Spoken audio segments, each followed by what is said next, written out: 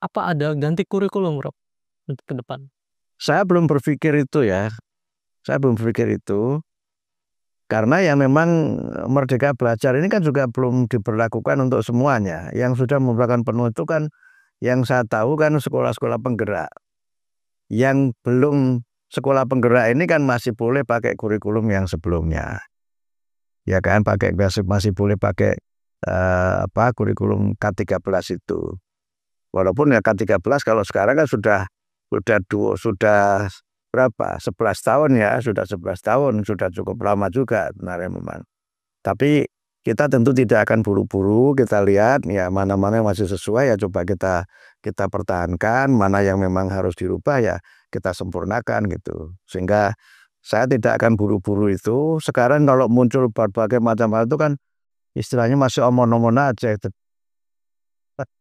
Masih omon-omon aja. Termasuk soal ujian nasional dan zonasi. Sama ya, kalau zonasi kan kita sudah serius ya melakukan pengkajian ya, ngundang para kepala dinas, kemudian juga hari ini juga ada pertemuan mengundang para pakar mengevaluasi zonasi.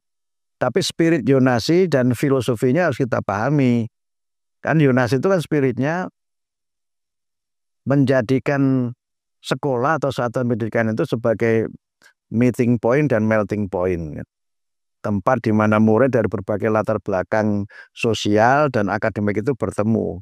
Dan kemudian melting kan, mereka berbaur ya, terbentuk kepribadiannya melalui pendidikan di situ.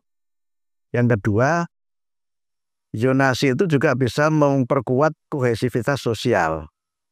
Karena yang belajar adalah mereka yang tinggal berdekatan, sehingga mereka itu kenal dengan teman sebaya di kampung halamannya atau di tempat tinggal yang tidak jauh dari sekolahnya gitu. Kemudian yang ketiga itu membangun integrasi sosial. Karena dengan zonasi itu murid dari kalangan elit dan alit itu kan bisa ketemu. Nah, sekarang ini yang terjadi kan belum seperti itu kan. Ada sekolah yang elit, sekolahnya juga elit, yang sekolah juga hanya yang elit karena bayarnya harus pakai duit.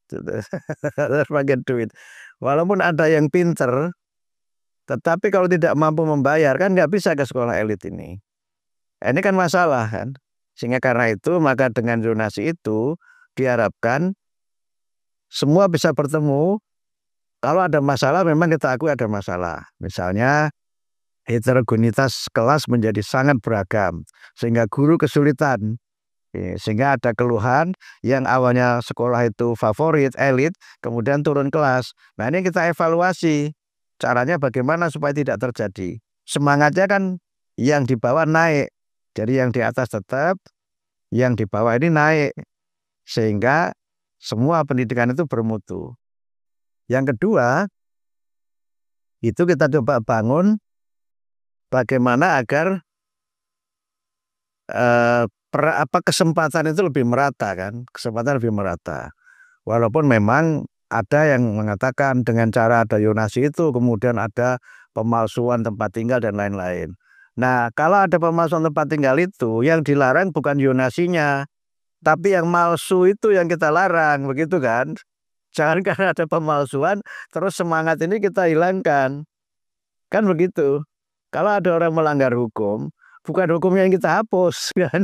Yang melanggar itu yang kita berikan sanksi gitu. Nah, karena itu sekarang beberapa tempat sudah bisa dikurangi itu.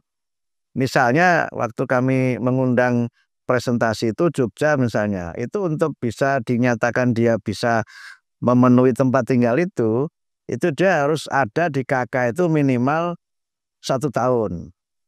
Yang kedua hubungan keluarganya juga di tracking. Hubungan keluarganya seperti apa gitu. Itu sampai di tracking seperti itu. Jadi nambah pekerjaan memang. Nambah pekerjaan jadi ngurusi rumah tangga orang gitu. Tapi itulah yang terjadi. Atau juga zonasinya jangan terlalu administratif menurut misalnya administrasi pemerintahan.